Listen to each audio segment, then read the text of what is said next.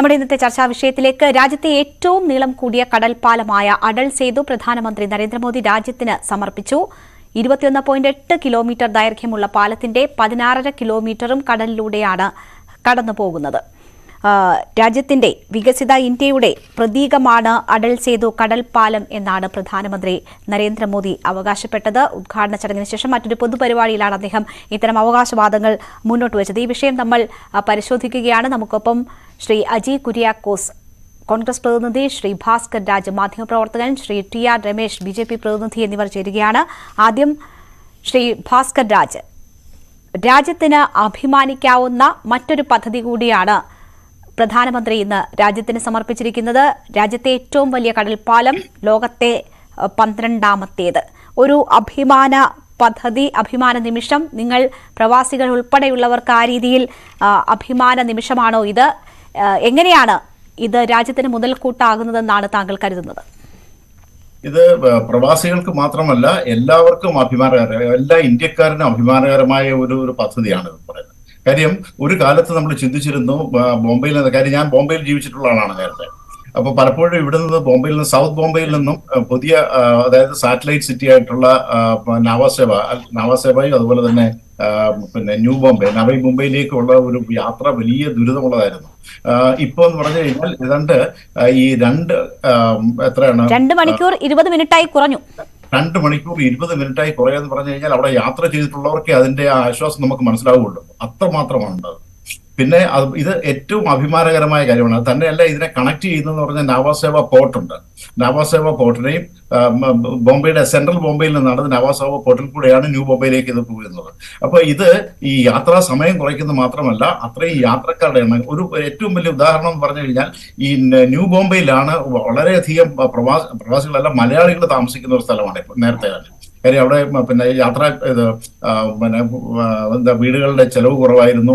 അതൊരു satellite city, അത് ഒരു ഇന്ത്യയിലെ 2ാമത്തെ മോസ്റ്റ് മോഡേൺ സിറ്റി ആയിട്ട് വളർന്നിരിക്കുന്നതാണ്. അതായത് പ്ലാന്റ് സിറ്റിയാണ്. അപ്പൊ പ്ലാന്റ് സിറ്റിയിൽ നിന്നുള്ളതായ യാത്രക്കാര് വളരെയധികം ഉണ്ടാകും. കാര്യം ബോംബെയിൽ വന്ന് ജോലി ചെയ്യുന്ന, ദിവസം ബോംബെയിൽ വന്ന് ജോലി ചെയ്യുന്ന അനേകം ആളുകളുണ്ട് അവിടെ, മലയാളികൾ തന്നെ. അപ്പൊ അവർക്ക് ഏറ്റവും ആശ്വാസകരമായ ഒരു പദ്ധതി തന്നെയാണ്. അത് തന്നെയല്ല, ഇത് നടക്കുമെന്ന് ആരും വിചാരിച്ചിരുന്നില്ല. നേരത്തെ ഒരു അണ്ടർ സീറ്റ് ഒരു പ്ലാനറ്റ് ഉണ്ടായിരുന്നു, റിലയൻസിന്റെ സാന്നിധ്യത്തിൽ ഉണ്ടായിരുന്നു. അതിനുശേഷമാണ് ഇപ്പോൾ ഇപ്പം നാഷണൽ ഹൈവേ കോർപ്പറേഷനാണ് ഇത് ചെയ്തിരിക്കുന്നത്. ഇത്രയും ഒരു ഏറ്റവും അഭിമാനകരമായ കാര്യമാണ്. മറ്റൊന്ന് പറഞ്ഞു കഴിഞ്ഞാൽ ഇതൊരു നമുക്ക് എന്താ പറഞ്ഞ ഒരു ഷോക്കേസ് ചെയ്യാൻ പറ്റുന്ന ഒരു കാര്യമാണ്. ഇന്ത്യയുടെ ഏറ്റവും വലിയ ഒരു പദ്ധതിയായിട്ട് കണക്കാക്കാം. കാര്യം അത് 16.5 കിലോമീറ്റർ കടലിന് മുകളിൽ കൂടെ തന്നെയാണ് അത് പോകുന്നത്. പിന്നെ 5 കിലോമീറ്റർ മാത്രമേ ഉള്ളൂ കരയിലേക്കുള്ളതെന്ന് പറയുന്നത്.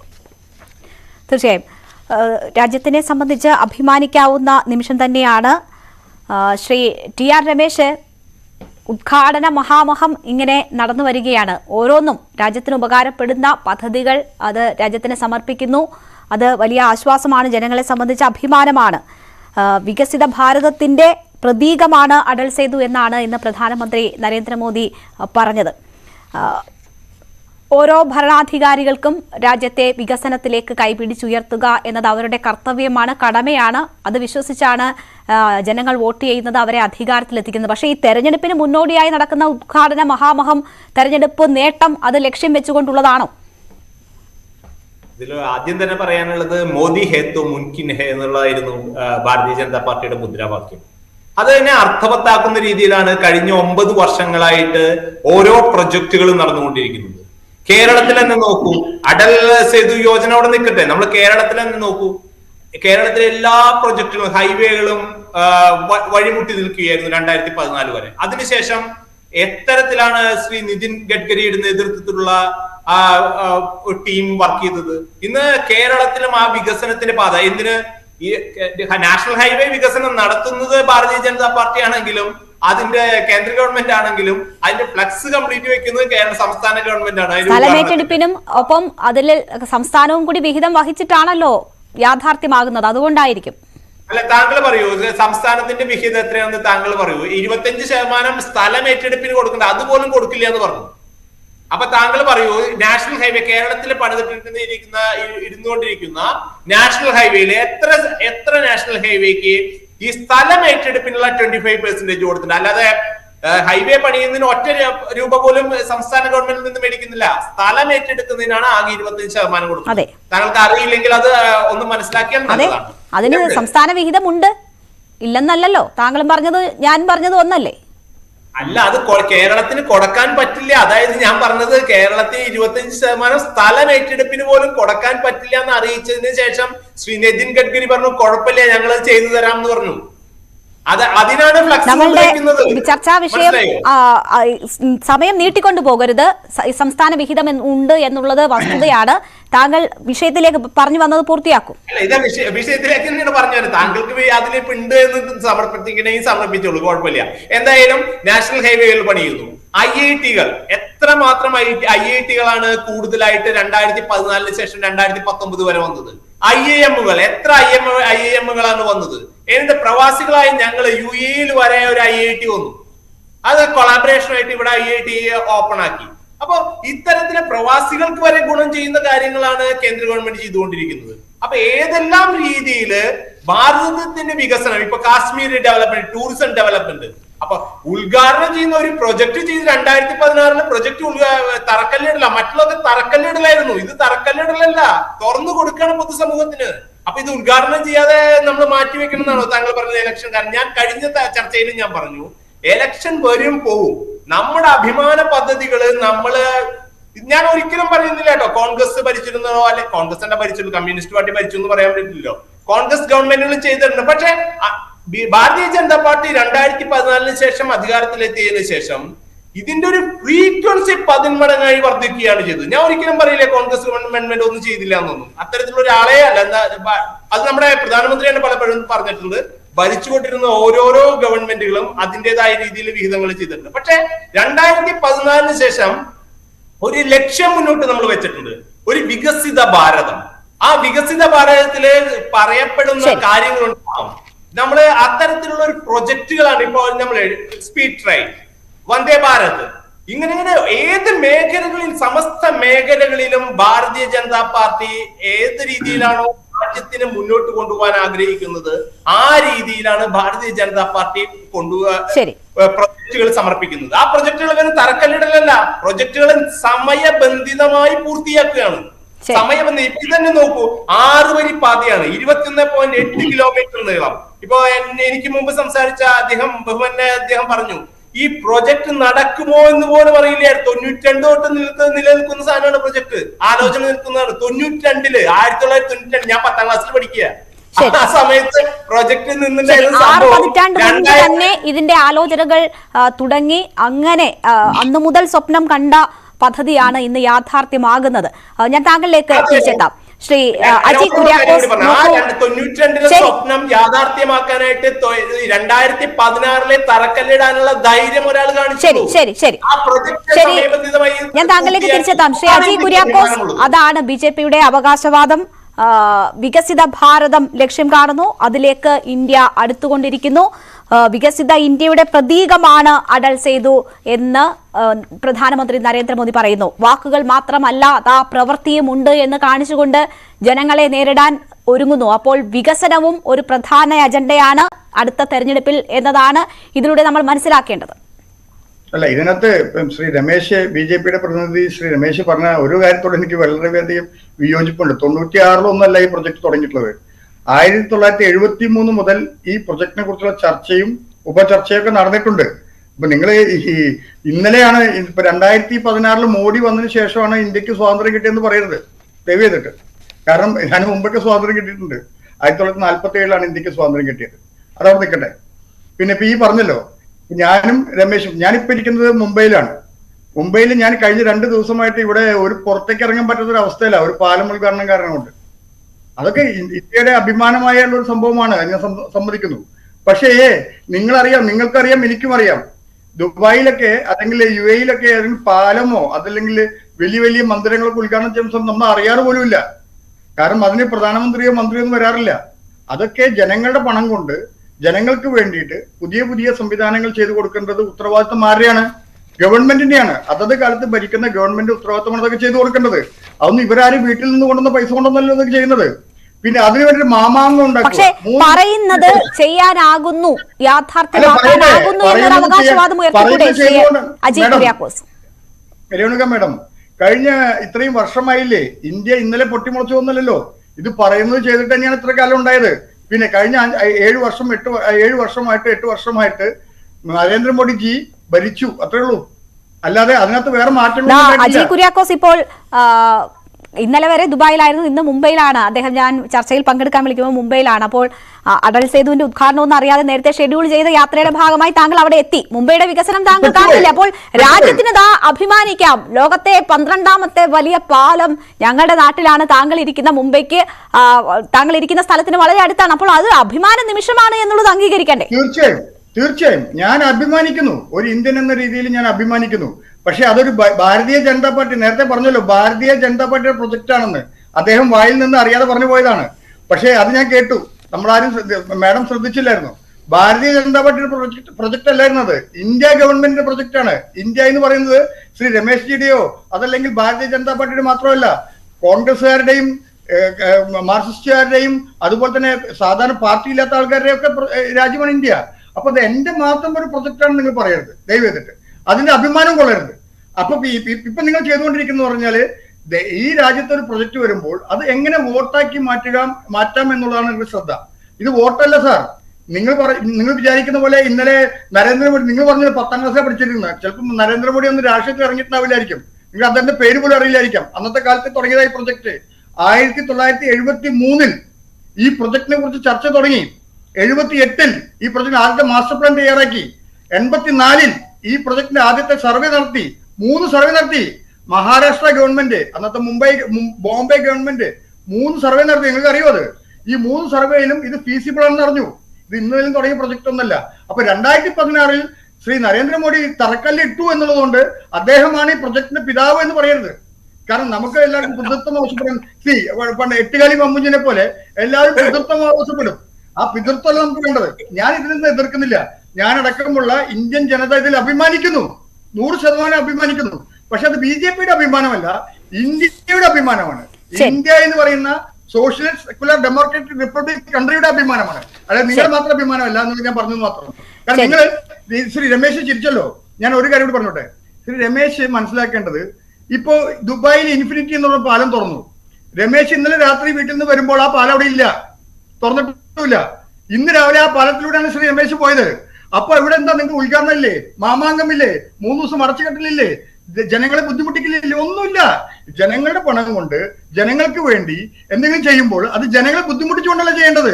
ഞാൻ പറഞ്ഞല്ലോ, നമ്മുടെ രേണുക മേഡം പറഞ്ഞു നിങ്ങൾ അവിടെ ഉണ്ടല്ലോ എന്ന്. ഞാൻ ഈ 3 ദിവസം കൂടെ അനുഭവിച്ചുകൊണ്ടിരിക്കുകയാണ്. പുറത്തേക്ക് ഇറങ്ങാൻ പറ്റുന്നില്ലെന്നേ. SPGയും മറ്റൊക്കെ കൊണ്ട് പൊതിഞ്ഞിരിക്കുന്ന അവിടേക്ക്. ഈ ഭാഗത്തേക്ക് പോകാൻ പറ്റുന്നില്ല. അത് മുംബൈയിലെ മാത്രം സ്ഥിതി അല്ല, കഴിഞ്ഞ കുറച്ച് നാളായി രാജ്യത്തെ പലയിടങ്ങളിലെയും സ്ഥിതിയാണ്. ലക്ഷദ്വീപ് മുതൽ ന്യൂഡൽഹി വരെ പലയിടങ്ങളിലും ഇങ്ങനെ ഉദ്ഘാടനങ്ങൾ നടന്നു വരികയാണ്. രാജ്യത്ത് വികസനം ഉറപ്പാക്കുന്നു, വികസനത്തിലേക്കുള്ള വികസിത രാജ്യമായുള്ള ഇന്ത്യയുടെ കുതിപ്പിന്റെ ഭാഗമാണ് ഇത് എന്ന് പ്രധാനമന്ത്രി വിശദീകരിക്കുന്നു. ഞാൻ തിരിച്ചെത്താം ശ്രീ അജയ് കുര്യാക്കോസ്. ശ്രീ ഭാസ്കർ രാജ്, എന്തായാലും വികസനം ഉറപ്പാക്കുക എന്നത് ഭരണകൂടങ്ങളുടെ കർത്തവ്യമാണ്. അതിൽ അടിസ്ഥാന സൗകര്യ വികസനം അത് യാഥാർത്ഥ്യമാക്കും എന്നത് BJP സർക്കാർ അവരുടെ പ്രകടന പത്രികയിൽ ഉൾപ്പെടെ പറഞ്ഞ് മുന്നോട്ട് വെച്ചുന്ന കാര്യമാണ്. അത് ഒന്നൊന്നായി നടപ്പാക്കാനാകുന്നു എന്നത് അവർ ഇപ്പോൾ അഭിമാനത്തോടെ ചൂണ്ടിക്കാട്ടുന്നു. അപ്പോൾ തെരഞ്ഞെടുപ്പിൽ അത് ഒരു പ്രധാന അജണ്ടയായി മാറാനുള്ള സാഹചര്യങ്ങളൊക്കെ ഉരുത്തിരിയുകയാണ്. ഈ അടൽ സേതുവിലേക്ക് തന്നെ നമ്മൾ വന്നാൽ ഏതൊക്കെ തരത്തിൽ ട്രേഡിനെ, വ്യാവസായിക രംഗത്തെ ഒക്കെ ഇത് ഉത്തേജിപ്പിക്കുമെന്നാണ് താങ്കൾ മനസ്സിലാക്കുന്നത്? സമയം വളരെ പ്രധാനപ്പെട്ടതാണ്. ഒരു വികസനത്തിലേക്കുള്ള രമേശ് പറഞ്ഞതുപോലെയാണ് തന്നെ അഡ്വക്കേറ്റ് പറഞ്ഞ പോലെ ഒരു കാര്യമുണ്ട് ഇതിനകത്ത്. ഈ ഏതൊരു പ്രോജക്റ്റ് വന്നു കഴിഞ്ഞു കഴിഞ്ഞാൽ എപ്പോഴും അതിന്റെ പിതൃത്വം കൊണ്ട് കൈയടി നേടുന്നിട്ടുള്ള നീക്കങ്ങളാണ്. നമ്മൾ ഈ അടിസ്ഥാന സൗകര്യ വികസനം എന്ന് പറയുന്നത് 2014 തുടങ്ങിയത്. അതിനു മുൻപ് തന്നെ നെഹ്റുവിന്റെ കാലത്താണ് ഏറ്റവും കൂടുതൽ പബ്ലിക് സെക്ടർ അണ്ടർടേക്കിംഗ് ഉണ്ടായിട്ടുള്ളത്. അതായത് നമ്മുടെ ഭിലായി സ്റ്റീൽ പ്ലാന്റ് മുതൽ BHEL മുതലായിട്ടുള്ള എല്ലാ പ്രോജക്റ്റുകളും.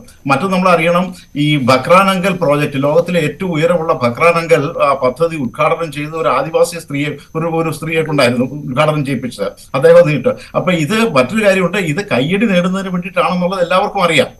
ശരിയാണ്, അതിന്റെ ഒരു ഫലം എന്ന് പറയുന്നത് എല്ലാവർക്കും കിട്ടുന്നതാണ്. ഏതൊരു പ്രോജക്റ്റ് തുടങ്ങിക്കഴിഞ്ഞാലും അത് ജനങ്ങൾക്കാണ് പ്രയോജനം ചെയ്യുന്നത്. അപ്പൊ അതിന്റെ പേരിൽ അങ്ങനെ അധികം കയ്യടി നേടുന്നത് യഥാർത്ഥത്തിൽ നേതാക്കന്മാർ അത് ചെയ്യുന്നുണ്ടെന്ന് അറിയത്തില്ല. പക്ഷേ സാധാരണ നമ്മുടെ രാഷ്ട്രീയ പ്രവർത്തകരാണ് അതിൽ ഏറ്റവും കൂടുതൽ ക്ലെയിം ചെയ്തത്. എട്ടുകാലി മമ്മൂഞ്ഞുകളെ കൊണ്ട് നാട് നിറഞ്ഞിരിക്കുകയാണ് ഇപ്പോൾ യഥാർത്ഥത്തിൽ. മറ്റൊന്ന്, ഈ പദ്ധതി വന്നതുകൊണ്ടുള്ള പ്രയോജനം എന്ന് പറയുന്നത് ഈ യാത്രാ സമയം കുറയുന്നു. അതോടൊപ്പം തന്നെ എത്രയധികം 70,000 യാത്രക്കാരാണ് ഇതിനകത്തൂടെ ഒരു മണിക്കൂറിൽ 70,000 പേർ, അല്ല ഒരു ദിവസം 70,000 യാത്രക്കാരാണ്, വാഹനങ്ങളാണ് പോകാൻ പറ്റുന്നത്. അപ്പൊ അതോടൊപ്പം തന്നെ ഉണ്ടാകുന്ന ഇതിനോട് അനുബന്ധിച്ചുണ്ടാകുന്ന ഉദാഹരണത്തിന് ഇപ്പൊ ന്യൂ ബോംബെയിൽ നിന്ന് ഒരു അപ്പക്കച്ചവടക്കാരൻ യഥാർത്ഥത്തിൽ സൗത്ത് ബോംബെയിൽ വന്നിട്ട് കച്ചവടം നടത്തിക്കൊണ്ട് പോകാനൊക്കെ ഇപ്പൊ അത് വേണമെന്നില്ല, അവർക്ക് കപ്പലണ്ടി കച്ചവടം പോലും നടത്താൻ പറ്റുന്ന സൗകര്യമാണ്. പക്ഷേ ശ്രീ ഭാസ്കർ രാജ് നോക്കൂ, ഇതിൽ ബൈക്കുകൾ പ്രവേശിപ്പിക്കില്ല, ഓട്ടോറിക്ഷകൾ പ്രവേശിപ്പിക്കില്ല. അപ്പോൾ സാധാരണക്കാരന് ഇതുകൊണ്ട് എന്ത് പ്രയോജനം എന്നൊരു ചോദ്യം ഇല്ലേ? സാധാരണക്കാരന് ബൈക്കുകൾക്ക് പ്രവേശനമില്ല, ഓട്ടോറിക്ഷകൾക്ക് പ്രവേശനമില്ല എന്ന നിബന്ധനകൾ ഉണ്ട് ഇതിൽ. അതുപോലെ തന്നെ മറ്റ് ഈ രീതിയിലുള്ള ഏതെങ്കിലും തരത്തിൽ ട്രക്കുകൾക്ക് യഥാർത്ഥത്തിലുള്ള ഒരു കാര്യം എന്ന് പറഞ്ഞു കഴിഞ്ഞാൽ ട്രാക്ടറുകൾക്ക് പ്രവേശനമില്ല, കൈവണ്ടികളോ അങ്ങനെയുള്ള സാധനങ്ങളോ ഒന്നും കെട്ടാൻ പറ്റില്ല. അപ്പോൾ സാധാരണക്കാരന് ഉപയോഗിക്കാൻ പറ്റില്ല, വരേണ്യ വർഗത്തിന് വേണ്ടി മാത്രമുള്ള പാലം എന്ന് കരുതേണ്ടി വരും. 2 മണിക്കൂർ വാഹന ഗതാഗതത്തിനാണ്. ഇപ്പൊ കാറിലോ മറ്റേതെങ്കിലും വാഹനങ്ങളിലോ, ബൈക്കെന്നല്ല കാറിൽ പോകണമെന്നുണ്ടെങ്കിലാണ് ഇത്രയും സമയം എടുക്കുന്നത്. ഇപ്പോൾ തന്നെ ബോംബെയെ പിന്നെ ന്യൂ ബോംബെ ആയിട്ട് ബന്ധിപ്പിക്കുന്ന ട്രെയിൻ ഉണ്ട്, അവിടെ സബർബൻ ട്രെയിൻ ഉണ്ട്. അതിനെടുക്കുന്ന സമയം എന്ന് പറഞ്ഞു കഴിഞ്ഞാൽ 45 മുതൽ 50 മിനിറ്റ് വരെ, അല്ലെങ്കിൽ 1 മണിക്കൂറാണ് മാക്സിമം വേണ്ടി വരുന്നത് ന്യൂ ബോംബെയിലേക്ക് പോകുന്നതിന് വേണ്ടിയിട്ട്. അത് സാധാരണക്കാർക്ക് അതിൽ പോകാനൊക്കും. പക്ഷെ ഇതിന്റെ ഒരു സൗകര്യം എന്ന് പറഞ്ഞാൽ യഥാർത്ഥത്തിൽ ഈ ഭാഗങ്ങളിൽ, അതായത് ഉറാൻ മുതലായ സ്ഥലങ്ങളിൽ, നവാസേവ പോർട്ട്, അതിന്റെ ബാക്കിലുള്ള സ്ഥലങ്ങളിലെല്ലാം അതിന്റെ ആ ക്യാച്ച്മെന്റ് ഏരിയയിൽ വളരെയധികം ഇൻഡസ്ട്രികളുണ്ട്. അവിടെ കൂടുതൽ ഇൻഡസ്ട്രികളും അതുപോലെ തന്നെ അവിടുത്തെ ഇൻഡസ്ട്രിയലിസ്റ്റുകളും ഒക്കെ താമസിക്കുന്നത് ദുബൈയിലാണ്, അല്ല പിന്നെ സൗത്ത് ബോംബെയിലാണ്. ബോംബെയിൽ നിന്ന് അവരുടെ യാത്രയ്ക്കും സൗകര്യം ഉണ്ടാകുന്നുള്ളതാണ്. പക്ഷെ ഇതോടൊപ്പം തന്നെ ഈ അടിസ്ഥാന സൗകര്യ വികസനം ഉണ്ടാകുന്നതോടുകൂടി സാമ്പത്തികമായ പുരോഗതി ഉണ്ടാകുന്നുണ്ട്. യാത്ര, അതായത് ഇവിടെ ട്രക്കുകൾ പോകുന്നുണ്ട്. അപ്പൊ ഈ ഭാഗങ്ങളിലാണ് വളരെയധികം പ്രോജക്റ്റുകളുള്ള സ്ഥലങ്ങളാണ് ഇവിടെ. അപ്പൊ അതുപോലെ തന്നെ ഈ 2 പോർട്ടുകളെ തമ്മിൽ ബന്ധിപ്പിക്കുകയാണ് ഇവിടുന്ന്. സൗത്ത് ബോംബെയിൽ ഈ സിവരിയിൽ കൂടിയാണ് അത് പോകുന്നത്. ന്യൂ ബോംബെയിലുള്ള നവാസേവ പോർട്ട്, അതിലെ ജവഹർലാൽ നെഹ്റു പോർട്ടാണ്. ജവഹർലാൽ നെഹ്റു പോർട്ടിനെയും മെയിൻ ലാൻഡിനെയും തമ്മിൽ ബന്ധിപ്പിക്കുന്നത് കൊണ്ട് ചരക്ക് ഗതാഗതം വേഗത്തിലാക്കുന്നുള്ളത് നമ്മൾ മനസ്സിലാക്കണം. തീർച്ചയായും ചരക്ക് ഗതാഗതം തീർച്ചയായിട്ടും ഉണ്ടാകുന്നുണ്ട്. വ്യാവസായിക രംഗത്തിനായിരിക്കും കൂടുതൽ പ്രാധാന്യം ലഭിക്കുക. ശ്രീ ഭാസ്കർ രാജ്, താങ്കൾ ഒരു ബിസിനസ് ജേർണലിസ്റ്റ് കൂടിയാണല്ലോ. ഇവിടെ ഇപ്പോൾ നോക്കൂ, സാധാരണക്കാരന്റെ വാഹനങ്ങൾ കയറ്റിവിടില്ല എന്നൊരു നിബന്ധന ഇപ്പോൾ തന്നെ ഉണ്ടായി. ഒരു സെക്യൂരിറ്റിയുടെ ഒക്കെ ഭാഗമായിട്ടാകും എങ്കിൽ പോലും ഒരു അടിസ്ഥാന സൗകര്യ വികസനം വരുമ്പോൾ അത് താഴെത്തട്ടിലെ, ഏറ്റവും താഴെത്തട്ടിലെ ആളുകൾക്ക് കൂടി പ്രയോജനപ്പെടുന്ന വിധത്തിൽ ഉണ്ടാകേണ്ടതല്ലേ? അതൊരു കുറവായോ പാളിച്ചയായോ താങ്കൾക്ക് തോന്നുന്നുണ്ടോ? അത് ഇന്ത്യയിൽ മാത്രമല്ല, അത് മറ്റു പല ഭാഗങ്ങളിലും. ഉദാഹരണത്തിന് തായ്ലൻഡിലെ ഒരു ഹൈവേ ഉണ്ട്, എലിവേറ്റഡ് ഹൈവേയിൽ കൂടെ ഈ വാഹനങ്ങളൊന്നും പ്രൈവറ്റ് വാഹനങ്ങൾ, അതായത് സ്കൂട്ടർ, ബൈക്ക് മുതലായ വാഹനങ്ങളൊന്നും അവിടെ കയറ്റിവിടാറില്ല. അത് ടോൾ റോഡാണ്. ഇതിനും ടോൾ ഉണ്ടെന്ന് ഓർക്കണം. 250 രൂപയാണ് ഇതിന്റെ ചാർജ്. ടോൾ ബൂത്ത് ഇല്ല, പക്ഷേ ടോൾ ഉണ്ട്. അതെ, 250 ഒരു ഭാഗത്തേക്ക്. അപ്പം അത് യഥാർത്ഥത്തിൽ ഇത് അവരെ ഉദ്ദേശിച്ചിട്ടുള്ളതല്ലെന്നുള്ളതാണ്. എന്താ പറഞ്ഞ ഇരുചക്ര വാഹനങ്ങളെയും അതുപോലെ ഓട്ടോറിക്ഷയും മറ്റും. ഉദാഹരണത്തിന് അവിടുന്ന് സൗത്ത് ബോംബെയിലേക്ക് ഓട്ടോറിക്ഷ പോലും സമ്മതിക്കുന്നില്ല, നമ്മൾ മനസ്സിലാക്കണം. അവിടുന്ന് മാഹിം വരെ നമുക്ക് ഓട്ടോറിക്ഷ കൊണ്ടുവരാൻ പറ്റുള്ളൂ. മെയിൻ സിറ്റിയിലേക്ക് ഓട്ടോറിക്ഷ കൊണ്ടുവരുന്നില്ല, വാഹനങ്ങളുടെ ബാഹുല്യം കാരണം. അപ്പൊ അത് യഥാർത്ഥത്തിൽ ഇതൊരു സാധാരണ ജനങ്ങൾക്ക് ബുദ്ധിമുട്ടുണ്ടാകുന്ന കാര്യമേ അല്ല. അവർക്ക് യാത്ര ചെയ്യാം, ടാക്സി സർവീസ് ഉണ്ട്. ഓക്കെ. ശ്രീ ടി.ആർ. രമേശ്, ഓരോ പദ്ധതിയും രാജ്യത്തിന് അഭിമാനമാണ്. പക്ഷേ ഞാൻ നേരത്തെ സൂചിപ്പിച്ചതുപോലെ അത് ഓരോ ഭരണത്തിലേറുന്നവരുടെയും കർത്തവ്യമാണ്. അതിനെ തെരഞ്ഞെടുപ്പ് നേട്ടങ്ങൾക്കായി ഉപയോഗിക്കുന്നുണ്ടോ എന്ന കാര്യമാണ് നേരത്തെയും ചൂണ്ടിക്കാട്ടിയത്. താങ്കൾ മറ്റു വിഷയങ്ങളാണ് അതിന് കാരണമായി പറഞ്ഞത്. ഇപ്പോൾ അജയ് കുര്യാക്കോസ് തന്നെ സൂചിപ്പിച്ചു എന്ത് ഉദ്ഘാടന മഹാമഹമാണ് അവിടെ നടക്കുന്നത് എന്ന്. കഴിഞ്ഞ കുറെ മാസങ്ങളായി രാജ്യം കണ്ടുവരികയാണ്. അത് ഓരോ സംസ്ഥാനത്തും ഉണ്ട്. അത് ഇങ്ങനെ നടന്നു വരികയാണ്. പണിതീരാത്ത ക്ഷേത്രത്തിന്റെ ഉദ്ഘാടന ചടങ്ങ് പോലും തെരഞ്ഞെടുപ്പ് ലക്ഷ്യം വെച്ച് എന്ന വിമർശനം നേരിടുന്നുണ്ട്. അല്ല, ഇത് താങ്കൾക്ക് അത്തരത്തിലുണ്ട് എന്തെങ്കിലും പണി തീരാത്ത വീട് പോലെയാണ് തോന്നുന്നത്, അല്ലെങ്കിൽ ക്ഷേത്രം പോലെയാണെന്നിട്ട് എന്റെ കുറ്റമല്ല, താങ്കളുടെ മുഴുവൻ പണി പൂർത്തിയായി. ഞാൻ ഒറ്റ കാര്യം ഇതിനൊന്ന് മറുപടി പറഞ്ഞോട്ടെ. എയർപോർട്ടിന്റെ കാര്യം അറിയാമല്ലോ, കണ്ണൂർ എയർപോർട്ട് ഉദ്ഘാടനം ചെയ്ത് അങ്ങനെയാണെന്ന് അറിയാമല്ലോ നമുക്ക് നേരത്തെ. അല്ല, ഞാനൊന്ന് പറഞ്ഞോട്ടെ. BJP-യുടെയോ അല്ലെങ്കിൽ BJP ഇന്ന് ഭരിക്കുന്ന കേന്ദ്ര ഗവൺമെന്റിന്റെയോ ഒരു മുദ്രാവാക്യമായിരുന്നു സബ്കാ സാത്ത് സബ്കാ വികാസ് എന്നുള്ളത്. താങ്കൾ നേരത്തെ പറഞ്ഞു സാധാരണ ആൾക്കാർക്ക് ഇതിന്റെ കൂടെ പ്രയോജനം ഇല്ല. ഇതില് പബ്ലിക് ട്രാൻസ്പോർട്ട് ഉണ്ട്. പബ്ലിക് ട്രാൻസ്പോർട്ടിൽ സാധാരണ മനുഷ്യരല്ലേ കയറുന്നത്? അത് VIPs ആണോ കയറുന്നത്? പബ്ലിക് ട്രാൻസ്പോർട്ടുണ്ട് അവിടെ നിന്ന്. ഒരു ചെറുകിട കച്ചവടക്കാരനോ വ്യവസായിക്കോ ഒരു ബൈക്കോ ഓട്ടോറിക്ഷയോ കൊണ്ട് പോകാൻ പറ്റില്ലല്ലോ എന്നുള്ള സാഹചര്യം ഞാൻ സൂചിപ്പിച്ചു എന്നേ ഉള്ളൂ. അദ്ദേഹം ഒരു ബിസിനസ് ജേർണലിസ്റ്റ് ആയതുകൊണ്ട് അതിന് മറ്റ് സാധ്യതകൾ ഉണ്ടോ എന്ന് അദ്ദേഹത്തിനോട് തേടുകയാണ് ചെയ്തത്. പബ്ലിക് ട്രാൻസ്പോർട്ട് അതേക്കൂടെ ഉണ്ട്. അപ്പൊ സാധാരണക്കാരനായ ആൾക്കാർക്ക് അത് ഉപയോഗിക്കാൻ പറ്റും. അതൊന്ന് ഞാനൊന്ന് പറഞ്ഞു തീർത്തോട്ടെ. താങ്കൾ അന്നത്തെ തോക്കിന്റെ ഇടയിൽ ഒരു വെടിവെക്കും. പിന്നെ ഇതന്നെ അജി കുര്യാക്കോസ് പറഞ്ഞ ഏറ്റവും നല്ല എക്സാമ്പിള്. ഇന്ന് ഇന്ത്യയെ കമ്പയർ ചെയ്യുന്നത് ലോക നിലവാരമുള്ള UAE-യുമായിട്ടാണ് അദ്ദേഹം പറയുന്നത്. UAE-യുമായിട്ട് നിങ്ങൾ നോക്കൂ, UAE-യിൽ ഇങ്ങനെ നടക്കുന്നത്, ഇന്ത്യയിൽ ഇങ്ങനെയാണ്. അത് പറയുന്നത് ആരാ? അജി കുര്യാക്കോസ്. ഒരു പാർട്ടി പരിപാടി ഉണ്ടായാൽ പോലെ ആ സ്റ്റേജ് ഇടിഞ്ഞു പൊളിഞ്ഞു വീഴുന്ന മാതിരി ആൾക്കാരെ കയറ്റി ഉദ്ഘാടനം നടത്തുന്ന അജി കുര്യാക്കോസിന്റെ പാർട്ടിയുടെ പ്രതിനിധി തന്നെ ഇത് പറയണം എന്നുള്ളതാണ് ഇതിൽ. പിന്നെ എട്ടുകാലി മമ്മൂജ്. ഇപ്പൊ ഈ ചർച്ചയിൽ തന്നെ നമുക്ക് മനസ്സിലായി ആരാണ് എട്ടുകാലി മമ്മൂജ് എന്ന്. 92-ലാണ് ഇതിന് സംഭവം. ഇനി അജി കുര്യാക്കോസ് പറഞ്ഞ് ഞാൻ സമ്മതിച്ചു എന്നിരിക്കട്ടെ, 73 തൊട്ട് 2016 വരെ നിങ്ങൾക്ക് തറക്കല്ലിടാൻ എന്തായിരുന്നു ബുദ്ധിമുട്ട്? ആ പരിപാടി പണി പൂർത്തിയാക്കാൻ ആരെങ്കിലും തടസ്സം നിന്നോ? അപ്പൊ ഇതൊന്നും ചെയ്യില്ല. 2016 ആ സ്ഥാനം തറക്കല്ലിടുകയും അന്ന് തന്നെ നമ്മൾ ഡിക്ലെയർ ചെയ്തു ഇന്ന വർഷം അത് ഇനോഗ്രേറ്റ് ചെയ്യുന്നത്. മുന്നേ കുട്ടി പറഞ്ഞു ഇന്ന വർഷം അത് ഇനോഗ്രേറ്റ് ചെയ്യുന്നു. കറക്റ്റ് ഇനോഗ്രേറ്റ് ചെയ്തു. അപ്പൊ ആരാണ് എട്ടുകാലി മമ്മൂജി എന്ന് തന്നെത്താൻ ഈ പൊതു സമൂഹത്തിന് മനസ്സിലാവും. പിന്നെ ഭാസ്കർജി പറഞ്ഞ ഒരു കാര്യത്തിനോട് എനിക്ക് വിചാരിച്ചു, പബ്ലിക് സെക്ടർ, നെഹ്റുവിന്റെ കാലത്ത് പബ്ലിക് സെക്ടർ, ഞാൻ വ്യക്തിപരമായിട്ട് പബ്ലിക് സെക്ടർ എന്നുള്ള ഒരു സമീപനത്തിൽ തന്നെ ഞാൻ എതിർക്കുന്ന ഒരാളാണ്. കാരണം പബ്ലിക് സെക്ടർ അല്ല ചെയ്യുന്നത്. നമ്മൾ ദുബായിൽ നോക്കൂ, ദുബായിലാണല്ലോ അദ്ദേഹം പറഞ്ഞാൽ UAE-യിൽ നോക്കൂ, പ്രവാസികളുടെ താങ്കളോട് എനിക്ക് അതിന് വിയോജിപ്പുണ്ട്. കാരണം ഒരു രാജ്യത്തിന്റെ വളർച്ച ഉണ്ടാക്കി കൊണ്ടുപോകുന്നു പറഞ്ഞു കഴിഞ്ഞാൽ പബ്ലിക് സെക്ടർ, അതായത് നെഹ്റു ചെയ്ത ഈ രാജ്യത്തിന് മാത്രമാണ് പബ്ലിക് സെക്ടർ എന്നുള്ളത്. അല്ല, നമ്മുടെ പഞ്ചവത്സര പദ്ധതി തന്നെ തുടങ്ങിയത് അങ്ങനെയാണല്ലോ. അല്ല, അത് നമ്മള് ചരിത്രത്തെ നോക്കാതിരിക്കരുത്. പഞ്ചവത്സര പദ്ധതികൾ തുടങ്ങിയത് തന്നെ ഓരോ പദ്ധതികൾക്കും അതായത് നമ്മളൊരു മിക്സഡ് ഇക്കോണമിയിൽ കൊണ്ടുവന്നതിന് ശേഷം മാത്രമാണ് വന്നത്. അതുകൊണ്ടാണ് നമുക്ക് പിന്നീട് വളർച്ച. അപ്പൊ യഥാർത്ഥത്തിൽ നമ്മൾ അതിനുള്ള എല്ലാ അടിസ്ഥാന സൗകര്യങ്ങളും ഉണ്ടാക്കിയ ശേഷം അതിന് മുകളിലാണ് നമ്മളെല്ലാം ഉണ്ടാക്കിയെന്ന് മറക്കരുതെന്ന് പറയുന്നു. അദ്ദേഹം ചൂണ്ടിക്കാട്ടുകയല്ലേ, അദ്ദേഹത്തിന്റെ വിയോജിപ്പൊന്ന് ചൂണ്ടിക്കാട്ടുകയല്ലേ, അദ്ദേഹം കൂടെ പറയട്ടെ. ഇതൊരു ചർച്ചയല്ലേ ശ്രീ TR രമേശ്? അയ്യോ, താങ്കൾ അങ്ങനെയല്ലല്ലോ പറയാറ്. ഞാൻ മറ്റുള്ളവരുടെ സമയത്ത് എന്തെങ്കിലും കയറി പറഞ്ഞാൽ താങ്കൾ പറയാതെ മറ്റുള്ളവർ ചർച്ചയുടെ സമയത്ത് ചർച്ച നടത്തിയാൽ അതിന്റെ മുഴുവൻ സമയം താങ്കളാണ് സംസാരിക്കുന്നത്. എപ്പോൾ അതിന്റെ ഭൂരിഭാഗം സമയവും എടുത്ത് താങ്കളാണ് സംസാരിക്കുന്നത്, മറ്റുള്ളവരുടെ സംസാരത്തെ പോലും തടസ്സപ്പെടുത്തിക്കൊണ്ട്. മറുപടി പറഞ്ഞു കഴിഞ്ഞിട്ടില്ല. മറുപടി ഇടപെടാനുള്ള ഒരുപാട് അവസരങ്ങൾ ഉണ്ടായിരുന്നു. ഞാൻ മിണ്ടാറുള്ളതാണ്. മറ്റുള്ളവരുടെ അവസരം വേണ്ടിയിട്ട് ആവശ്യമായിട്ടുള്ള ഈ പാലം പണി എനിക്ക്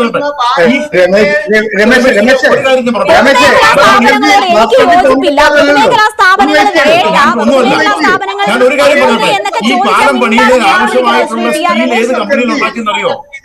ഈ പാലം പണിയുന്നതിന് ആവശ്യമായ സ്റ്റീൽ ഉണ്ടാക്കിയത് ബിനായി സ്റ്റീൽ പ്ലാന്റിലെ അന്ന് ഉണ്ടാക്കിയ ആ സ്റ്റീൽ നമ്മുടെ അടിസ്ഥാന സൗകര്യം ഉണ്ടാക്കിയതുകൊണ്ടാണ് ഇന്ന് സ്റ്റീൽ ഉണ്ടാക്കാൻ പറ്റിയെന്ന് വ്യക്തമായിട്ട് ഉദ്ദേശിച്ച പോലെയാണ് അവതാരകർ സംസാരിച്ചുകൊണ്ടിരിക്കുന്നത്. എന്ത് ചർച്ച നടത്തിയാലും താങ്കൾ മറ്റുള്ളവരെ പറയാൻ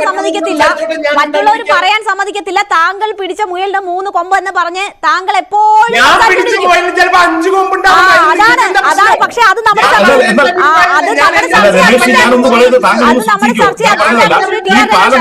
പൊതുമേഖലാ സ്ഥാപനങ്ങൾ എന്തിനാ എന്ന് ചോദിക്കുമ്പോൾ ഈ പാലം പണിയുന്നതിന് ആവശ്യമായ സ്റ്റീൽ എവിടെയാണ് ഉണ്ടാക്കിയെന്ന് അറിയുന്നുണ്ടോ? എന്നാണ് ഉണ്ടാക്കിയത്? ഏത് ഫാക്ടറിയിലാണ്? അന്ന് അത് ഉണ്ടാക്കിയില്ലായിരുന്നെങ്കിൽ ഇത് നടക്കില്ല എന്നാണ് ഓർത്താൽ ഓരോ കാര്യത്തിനും ഞാൻ മറുപടി പറയാം. അങ്ങനെ മറുപടി പറഞ്ഞില്ലല്ലോ. നമ്മളൊരു ചർച്ചയല്ലേ, ചർച്ചയിൽ എനിക്ക് പറയാനുള്ള അവസരത്തില് ഇപ്പൊ എത്ര സമയം എനിക്ക് കിട്ടി? എനിക്ക് സമയം കിട്ടുന്നില്ല. നിങ്ങൾ ഇങ്ങനെ പറഞ്ഞുകൊണ്ടിരിക്കുകയാണ് പരസ്പരം. അവതാരക ഒരു ചില യാഥാർത്ഥ്യങ്ങളെ തമസ്കരിക്കരുത്, അത് മാത്രമേ ചില യാഥാർത്ഥ്യങ്ങളെ നമ്മൾ ആൾക്കാരായാലും ഞാൻ നിങ്ങൾ രണ്ടാളൊന്നും ഉണ്ടാറില്ല. ഇപ്പൊ ഞാനിത് ഇത്തരത്തിൽ ഇടപെട്ടെന്നിട്ട് ഞാൻ അവതാരക പറഞ്ഞു മിണ്ടാതിരിക്കുന്നു. ഇപ്പൊ അവതാരക പറഞ്ഞ എല്ലാരും കയറി സംസാരിച്ചോട്ടെ എന്നാ. ഇത്തരത്തിലാണോ? അതായത് ഇത് വ്യക്തമായാണ്. അതായത് BJPയുടെ അജണ്ട, ഒരു ഗവൺമെന്റ് നല്ല കാര്യങ്ങൾ ചെയ്താൽ ആ ഗവൺമെന്റ് ആ കാര്യങ്ങൾ പൊതുജനത്തിന് സമൂഹത്തിന് മുമ്പ് ഇലക്ഷൻ സമയത്ത് വെക്കും. അതിലെന്താണ് തെറ്റ്? 1947 സ്വാതന്ത്ര്യം കിട്ടിയെന്ന് ഇടയ്ക്ക് അജി കുര്യാക്കോസ് പറയണ്ട. ആലോചിക്കണം. 47 സ്വാതന്ത്ര്യം കിട്ടിയിട്ടും ഇതേപോലെ ഒരു വികസനം കാണാൻ 2014 വികസന ഭാരതം എന്നുള്ള സ്വപ്നം ജനങ്ങളുടെ മുന്നിൽ വെക്കാനായിട്ട് 2014 വരെ കാത്തിരിക്കേണ്ടത് വന്നു. ഇതേപോലെയുള്ള പ്രൊജക്ടുകൾ, ലോകത്തിന് മാതൃകയാകുന്ന പ്രൊജക്ടുകൾ ഇനോഗ്രേറ്റ് ചെയ്യാനായിട്ട് 2014 വരെ 2 മിനിറ്റ് ഉണ്ട്. അത് മറ്റുള്ളവർക്ക് സംസാരിക്കാൻ കൊടുത്തോട്ടെ. അല്ല, അതുകൊണ്ട് ആദ്യം നമുക്ക് അതിനുള്ള അടിസ്ഥാന സൗകര്യം എന്ന് പറയുമ്പോൾ ഈ അടിസ്ഥാനം ഉണ്ടാക്കി എന്തായാലും ഒരു ഫൗണ്ടേഷൻ ഉണ്ടാക്കിയിട്ടുണ്ടല്ലോ. ഈ ഫൗണ്ടേഷൻ അന്ന് സ്ട്രോങ് അല്ലായിരുന്നെങ്കിൽ ഇതൊന്നും പറ്റില്ലെന്നേ ഞാൻ പറയുന്നുള്ളൂ. ഭാസ്കർജി ഒരു കാര്യം പറഞ്ഞോളൂ അജി കുര്യാക്കോസ്. രേണുക മാഡം, അജി 2 മിനിറ്റ് ആണുള്ളത്. ഇനിയിപ്പോ 1.5 മിനിറ്റ് ഉണ്ടാവുള്ളൂ. ഒറ്റ കാര്യം പറയുള്ളൂ. അതായത് ഞാൻ ഇരിക്കുന്നത് ഉഗാണ്ടയിലോ കെനിയയിലോ അല്ലെങ്കിൽ മറ്റു രാജ്യങ്ങളിലൊന്നല്ല. എനിക്ക് ഉദാഹരണം ചെയ്യാൻ പറ്റുന്നത് UAE സംബന്ധിച്ചിട്ടാണ്. അപ്പൊ അദ്ദേഹം പറയുന്നത് വളരെ കറക്റ്റ് ആണ്. UAE എന്ന് പറയുന്നത് വളരെ വികസിതമായിട്ടുള്ള രാജ്യത്ത് നടക്കുന്ന കാര്യങ്ങൾ അദ്ദേഹം അംഗീകരിക്കുകയാണ്. അവിടെ ഒരു പാലം ഉദ്ഘാടനം ചെയ്യാൻ വേണ്ടി UAE പ്രധാനമന്ത്രിയോ പ്രസിഡന്റോ ഒന്നും വരുന്നില്ല. അപ്പോ അത് അദ്ദേഹം സമ്മതിച്ചു. ഞാൻ ഇരിക്കുന്ന രാജ്യം UAE ആണ്. നമ്മൾ ചർച്ച ചെയ്യുന്നത് പ്രവാസി ലോകത്ത് സംസാരിക്കുന്നത് UAE കുറിച്ചിട്ട്, അതല്ലെങ്കിൽ മറ്റു പ്രവാസ ലോകത്തെ കുറിച്ച് സംസാരിക്കുന്നത്. അല്ലാതെ അദ്ദേഹം പറഞ്ഞല്ലോ നിങ്ങൾ ഇരിക്കുന്ന രാജ്യത്ത് പറഞ്ഞു കഴിഞ്ഞല്ലോ. ഇതിപ്പോ എല്ലാം ഉണ്ട്, വികസനമുണ്ട്, മറ്റെല്ലാ അജണ്ടകളും മേമ്പൊടിക്കുണ്ട്. ഇതൊക്കെ ചൂണ്ടിക്കാട്ടിയാണ് തെരഞ്ഞെടുപ്പിലേക്ക് പോകുന്നത്. മാഡം, ഇന്ത്യയെ സംബന്ധിച്ചിട്ട് വികസനം അത്യാവശ്യമാണ്. ഏത് സർക്കാർ ഭരിക്കുകയാണെങ്കിലും ഇന്ത്യൻ ജനങ്ങൾക്ക് ആവശ്യം വികസനമാണ്. അത് കോൺഗ്രസ് ആയിക്കോട്ടെ, ആം ആദ്മി പാർട്ടി ആയിക്കോട്ടെ, ശിവസേന ആയിക്കോട്ടെ, ഇടതുപക്ഷമായിക്കോട്ടെ, ആരായാലും. പക്ഷെ നമുക്ക് വേണ്ടത് വികസനമാണ്. പക്ഷേ ഈ വികസനം നിങ്ങളുടെ തറവാട്ടിൽ നിന്ന് കൊണ്ടുവന്ന പൈസ കൊണ്ടാണ് വികസിപ്പിച്ചത്, അത് കൊളോക്കിലി പറഞ്ഞാണ് എന്ന് പറയരുത്.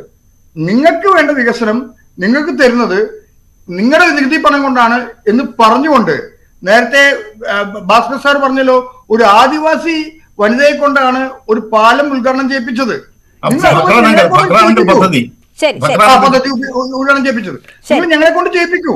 നിങ്ങൾ പ്രധാനമന്ത്രി ഇവിടെ വരുന്ന 4 ദിവസമായിട്ട് കൊളാബോയിലെ ആർക്കും പ്രവേശിക്കാൻ പറ്റുന്നില്ല സാർ. ആലോചിക്കൂ, ഇത് എന്തിനു വേണ്ടിയിട്ടാണ്? അപ്പൊ അതുകൊണ്ട് ഈ വാക്ക്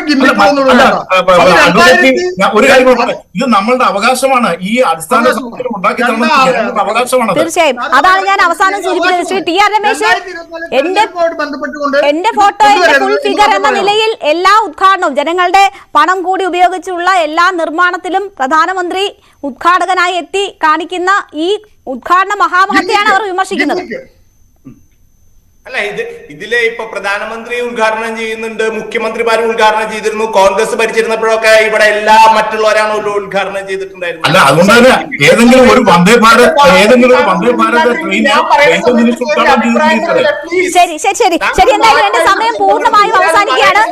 PCR നിന്ന് എനിക്ക് വലിയ പ്രശ്നമുണ്ട്. നമ്മുടെ സമയം അവസാനിക്കുന്നു. എന്തായാലും വളരെ നന്ദി ശ്രീ അജി കുര്യാക്കോസ്, ശ്രീ TR രമേശ്, ശ്രീ ഭാസ്കർ രാജ് ചർച്ചയിൽ പങ്കെടുത്തതിന്. അടൽ സേതു യാഥാർത്ഥ്യമായിരിക്കുന്നു.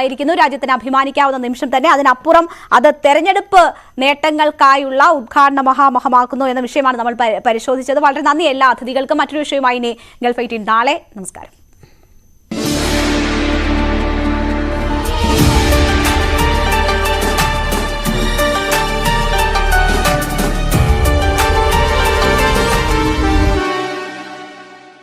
ഈ പരിപാടി